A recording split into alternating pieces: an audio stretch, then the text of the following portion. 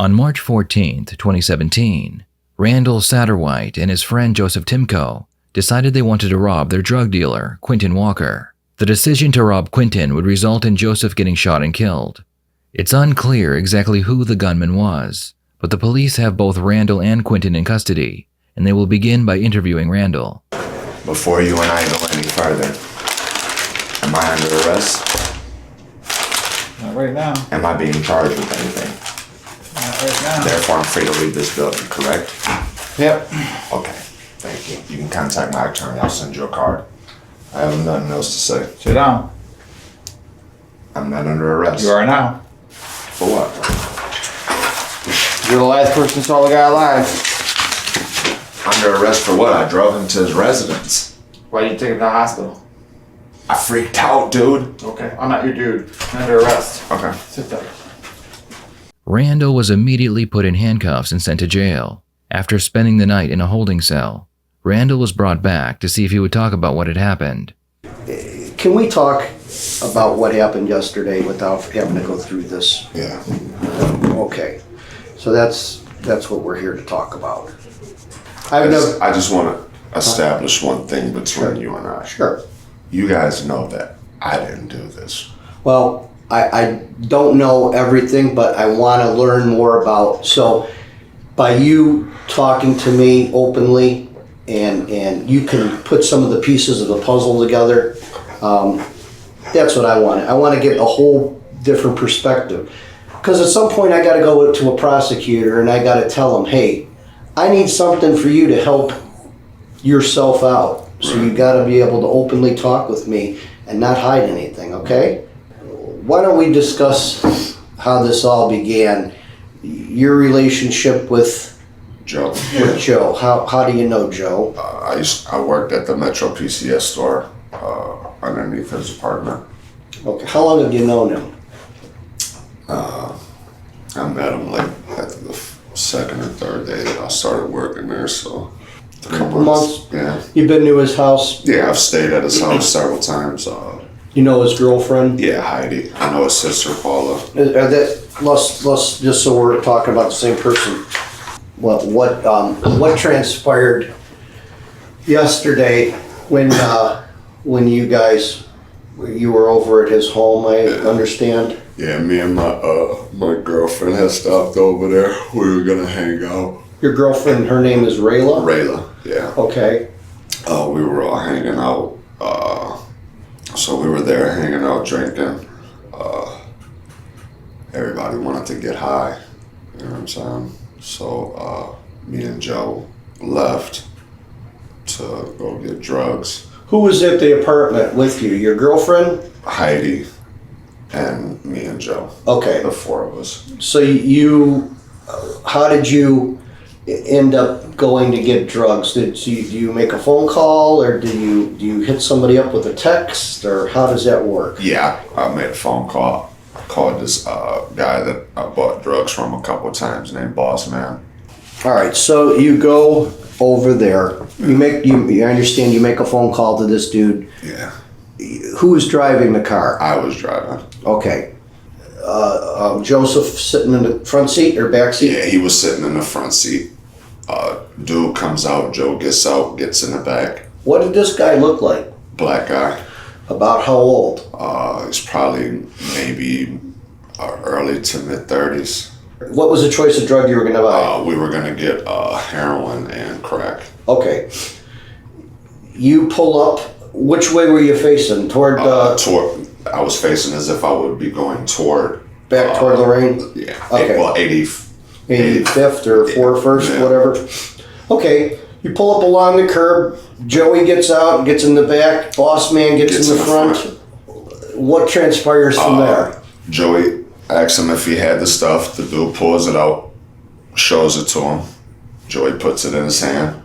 Joey asked me, like, you think this is cool? I looked at it. I was like, yeah, I mean, if you think it's cool. Joey goes, all right. He handed dude something, piece of paper or something. I couldn't really tell because it was dark. There wasn't very much light. And then I heard Joey say, you know what it is. As soon as Joey said, you know what it is, the dude hurried up and turned. The dude shot. I didn't think that he shot Joey. I just thought that he shot to like scare Joey. So Joey was like, I'm sorry, and hands him back his stuff. The dude points the gun at me. I'm like, look, I don't know what the fuck is going on. The dude gets out the car. He's like, y'all get the fuck out of here. So I immediately take off, going towards the freeway. I jump on the freeway. While I'm on the freeway, I asked Joey, like, you all right? Because I heard him like start to snore. When I look back, I seen that he had like blood coming down his face. So I'm like trying to get his attention. I kept pushing, like, Joey, okay? What the fuck? Like, I started panicking. Did you know he was shot at that point? Yeah, as we were on the freeway. And I just sped to his house. Why would you not stop at a medical facility? Honestly, I don't know, man. I panicked. Like, truthfully, like, that's the honest to God's truth. Like, I panicked. I was on the freeway. I was speeding. McKinley was the first thing that I saw. I know that that's closest to his house. Mm-hmm. I just got off there and went straight to his house. Okay. What happens I next? kind of beat myself up over that too. Yeah. That I didn't react well. So you get out of you drive. So we over. drive to his house. I bang on the door. I scream for Heidi. Heidi comes down. I'm like, Joey's been shot. Is that how the glass got broken? Yeah, I'm like, Joe, because I couldn't, get in, obviously. So I hit the glass open. I opened up the door. I scream up there, Heidi. Heidi comes to the door. I'm like, Joey's been shot. Call 911. She calls 911. She's telling 911 that he's been shot. They tell us to do CPR. I begin to help her do CPR. I just saying like that he was gone. In most states, when someone dies during the commission of a felony, all those involved can be charged with murder, regardless of whether or not they are the ones who pulled the trigger. In this case, the detective believes that both men planned on robbing Quintin, so the next step is to get Randall to admit he was in on that plan. Do you remember telling the police yesterday when out on the scene, out by Joey's house? Do you remember talking to the police or talking to the uniformed officers out there? I told him that he tried to rob the dope dude. Okay. And do you remember telling him that that was his intention when he was going to go at some point? He was speaking on, like, he was saying shit like that, like, oh, these motherfuckers out here, I'll rob one of these. But I didn't. When did he say that? He talks like that all the time. But when did he say that? He said it prior to us leaving. Okay. So you had known at some point he was talking about do goofy things to do that, right? Is that right? Right. He was talking, but I'm taking it honestly like he's drunk. You know what I'm saying? I didn't really. Now, if should have took him. How did Joey expect to pay for these drugs if he didn't have any money? He made it seem like he had some money. Okay. How did he do that? He said that he had some money. But you never seen any. I never seen it physically. You never seen any money, and then you go over there knowing at some point he's talking about robbing this guy. Is that right? You just told me he was telling you he's going to rob this guy at some point. He's talking about, hey, let's rob this. I'm going to rob this guy. Is that right? Well, that's not. Did he say something about he was going to rob this guy to you? Just a few minutes ago, a couple minutes ago, you just said he was going to. He's talking about robbing a guy, robbing this drug dealer. He was speaking generally, though. He wasn't saying. What he was saying, he was. Right. I understand what you said. We're correct? I can. I'm just asking you. I don't know. You were there. I'm just trying to get a feel of this. Did he mention at any point in time that he would rob any drug dealer? No, Yes, he did. but the guy you were going, you knew doggone well he was going to sell you dope because you Right. set it up. You set the deal up to go around. Now, you set the deal up to go buy the drugs. Buy the drugs. Okay? And in the course of buying the drugs, he's telling you before you get there at some point. No. This is before we even left the I'm house. saying, before you ever get to the point where you're going over there, he's telling you that he's going to rob this guy. Yeah, and I was telling him, like, dude, you sound stupid. Like, you sound stupid. I was telling him that he sounded stupid. He talks like that. Like, he talks like that all the time. Well, you know what I'm saying? Like, that shit, he But said. that's pretty serious, though. True, given the. That's pretty serious talk, though. When you specifically when you're saying, "Hey, you're going to go over there," and you're called this guy, and then when the guy gets in the car, He tries to. goes south, so to speak, right? I mean, The detective pulls out a lineup of photos that include Quentin, and he asks Randall to point out which one was the shooter. this is the person that was sitting in the front seat of the car that you were attempting to buy drugs off of. That did he shoot your friend? He shot my friend. But that's definitely That's. is the guy that you know as boss man, Yes. the guy that you know as the drug dealer, Yes. and the guy that you know and saw shoot your friend. Yes. Do you work now? Actually, I got terminated from my job because I like was going through some bullshit. Me and my wife are separate. So you're unemployed right now, is what I'm asking. Yeah. Okay. Do you have any questions for me? When are you guys gonna let me go? Well, I'm going to go in a little while, and I'm going to talk to the prosecutor. And then the prosecutor is going to determine whether you're charged or to be released. I'm going to present the facts that what you told me, investigated, and they're going to make a decision. And then what would happen if you did get charged?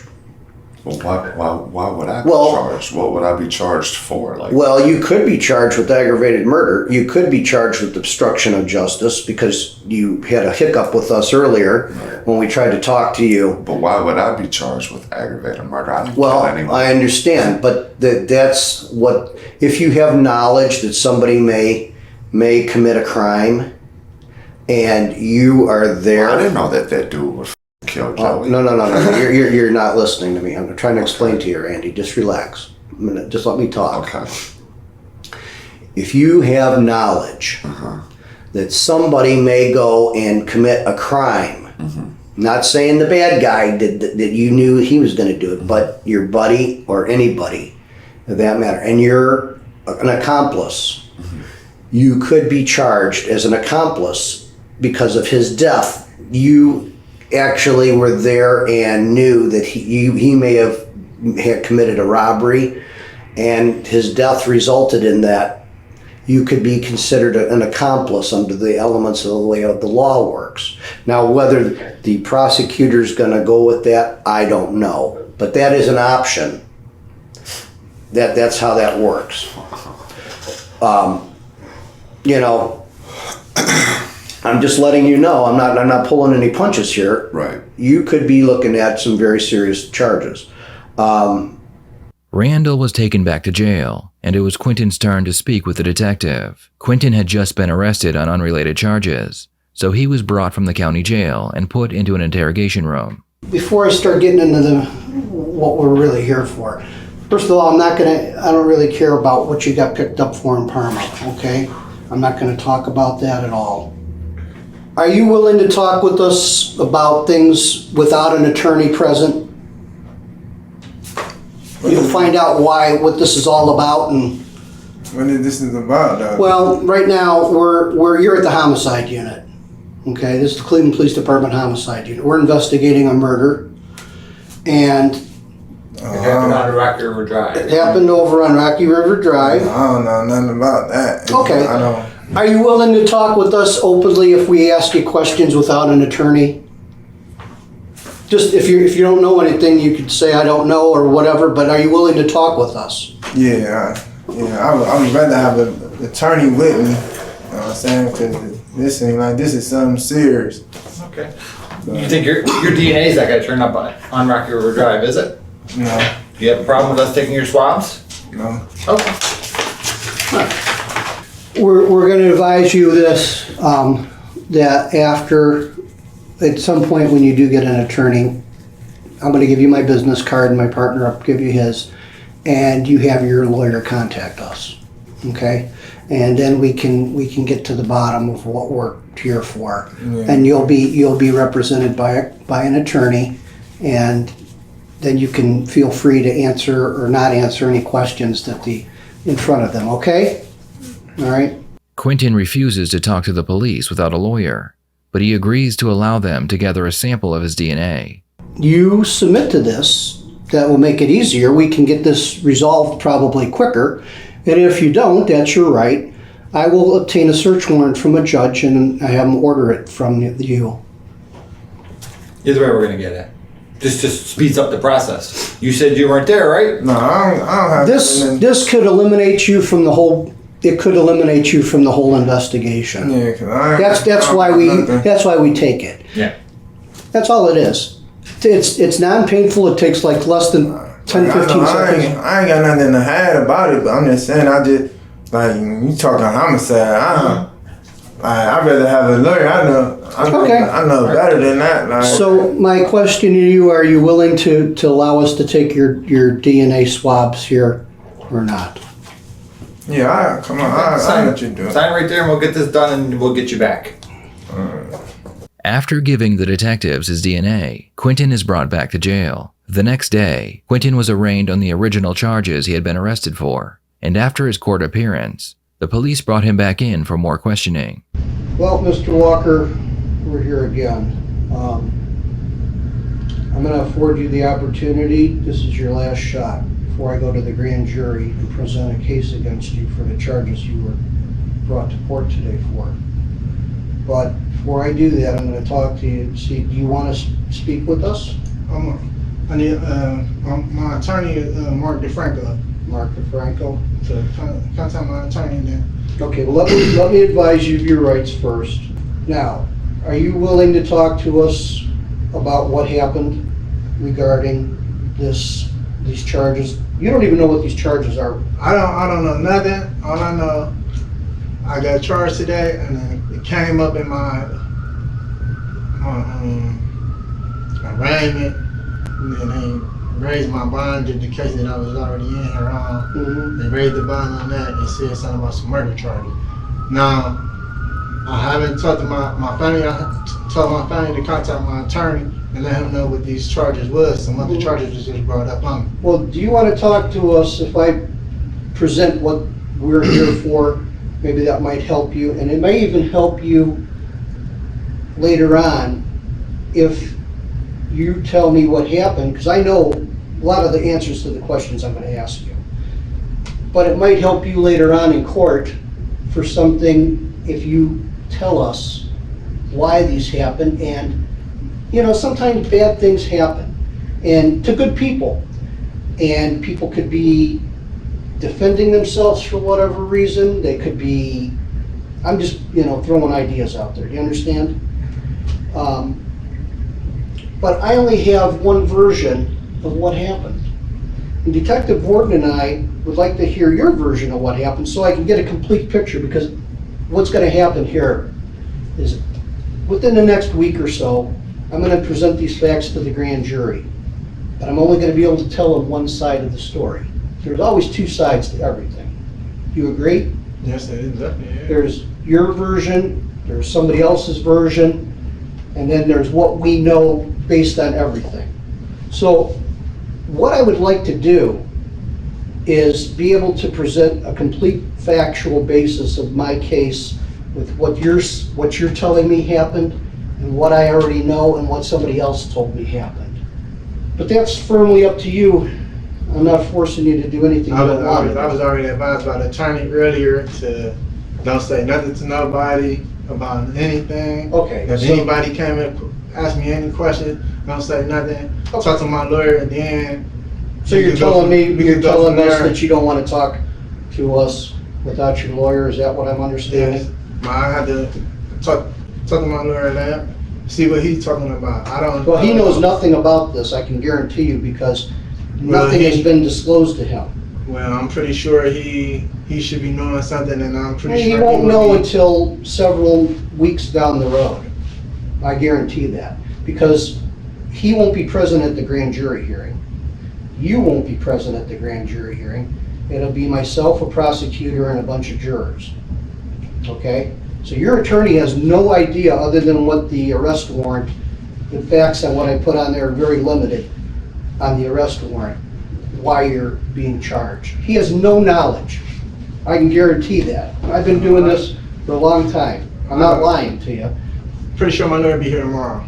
No? So, I understand. Because Quintin refused to talk, the detectives realized that they needed to build a strong case against him, so they decided to do two things. First, they needed to search the home that Quintin was staying at, and second, they needed to speak with Randall again to get more information from him.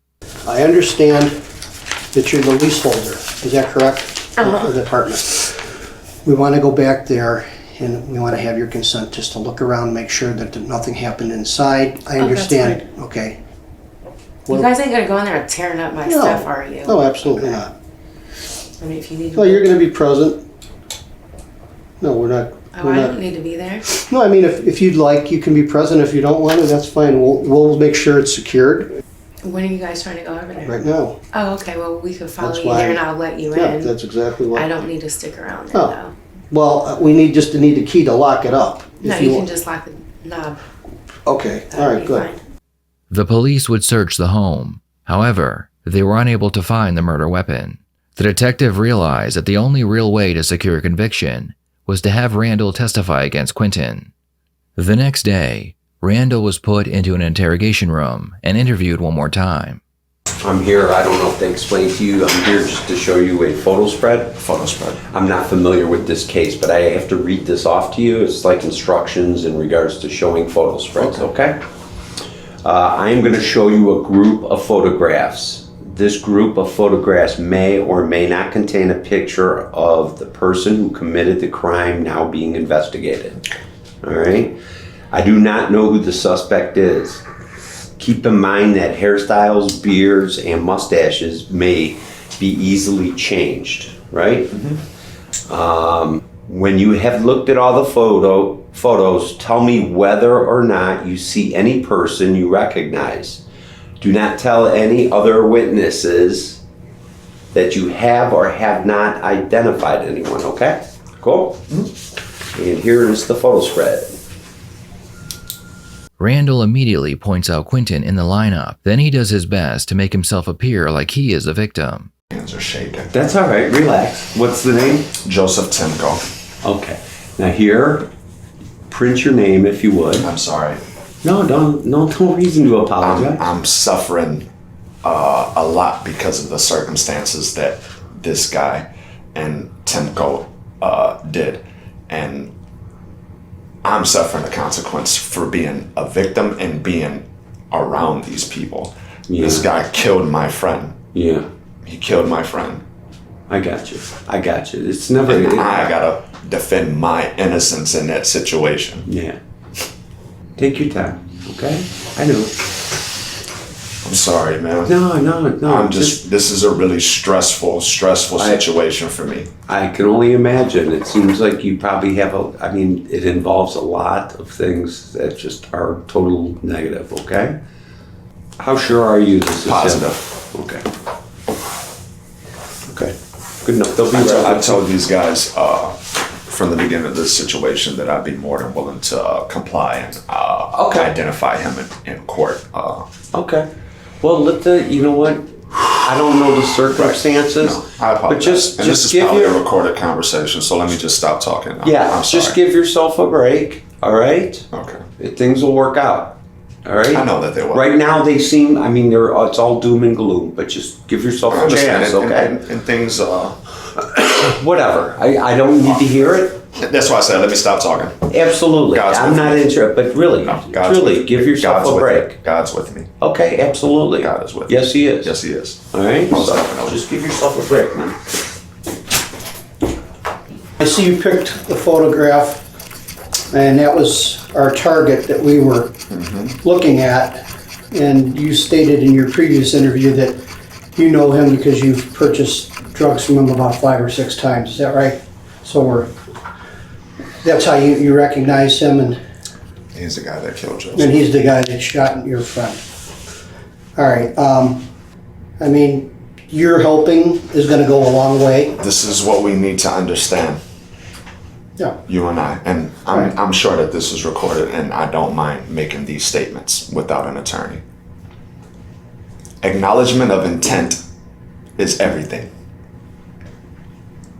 I did not, and repeat this again to you, I did not acknowledge Joseph's intent or this guy's whatsoever, regardless of what your statement was that you implied. Well, when you, listen, we'll see it on the tape when you go with your attorney. Listen, it'll all be there. listen.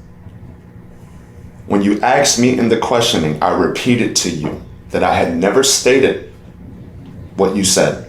Okay. Well, I'm not gonna discuss It's not a matter. that. No, and I don't want this to turn into a pissing match of us going back and forth, because truly that isn't what this is. I just wanted to make that point clear. I understand your point's made. The attorneys, the judge, and everybody will hear the statements. Killed my friend for absolutely nothing that warranted him to do such. Okay. So you're gonna be co-defendants Co-defendants for what? for the homicide of Joseph Timko. So That's what you're arrested for. you're. So what's gonna happen is- I'm confused by that wording. Well, you didn't do this, you were there. Right. But there's some things and facts that were presented that you stated and we developed. You were there, that's why you were charged with his homicide. Okay. So you didn't do this, you didn't shoot him, you're not the trigger man. No. This other guy you pointed out's the trigger man. Mm-hmm. You're not gonna ride the whole thing by yourself, which your cooperation is helping your case. Mm-hmm. Okay? Him being the trigger man, he is a co-defendant Okay. in the murder of Joseph Timko. Okay. He will be. So that's what I'm, Okay. so you understand that? You're not the single person involved in this. There's 3 people that are involved, and unfortunately, one of the people that I'm with, Well, what I'm saying is, who's the third person? There was no Joseph. Right. Well, Joseph He's is deceased. right. What I'm saying is, you and your friend. That is are- not my No. friend. You and your Repeat friend. that. I'm saying Joseph Timko. Okay. I You thought and your you wouldn't let me mentioned that. finish. You mentioned that the You last. wouldn't let You me tried to finish. kind of imply that the No, you last wouldn't let me time. finish. Okay. You and your friend Joseph Timko went to this place with this over there and met this man, and bad things happened. Correct. And that's what we're dealing with. And that's all we're dealing with. Okay? Okay. All right, so you're on the same page as I am. Yes, I want you to understand that I'm with you on this. And that's great. You know what I mean? And as I can say, is you helping us, is helping yourself out. But we also need to have this understanding that, for me, and you can agree or disagree, it doesn't matter. For me, I did nothing wrong in that situation. Well- I attempted to do nothing wrong. I didn't encourage for anything wrong to be done, nor did I have any knowledge that things were going to happen the way that they happened. Believe me when I tell you this. Okay. Well, like I stated That's previously, and I fine. stated now, is when everything will be turned over to your attorney, I and know. the prosecutor, Yeah, and they're gonna hear the interviews. They're gonna hear everything. They're gonna look at the paperwork generated, and they're gonna make a determination. Of course. So that's what we're not here to discuss that. I'm just telling you what's going to happen. I understand the process. So, all right. Well, here you ready? Drink up, and we're going to go back, and when you're I'm done. fine. It's really bitter. Yeah. Okay. Well, And I'm like, my nerves are on edge seeing that picture. all right. I apologize. That's okay. And if my approach in any way seems brash or inappropriate, I apologize. Like I said, like, it's Well, let me a fucked up situation, man. let me get you back, and we'll take Yep. us back, and we'll get you out of here. All right? Okay, I thank you appreciate very your much. Yep, cooperation. no problem. In the end, Randall would be convicted of involuntary manslaughter and aggravated robbery. He was sentenced to 7 years in prison. As of the making of this video, Quintin has not been convicted of any charges related to the death of Joseph Timko. What are your thoughts on this case? Please share them in the comments below.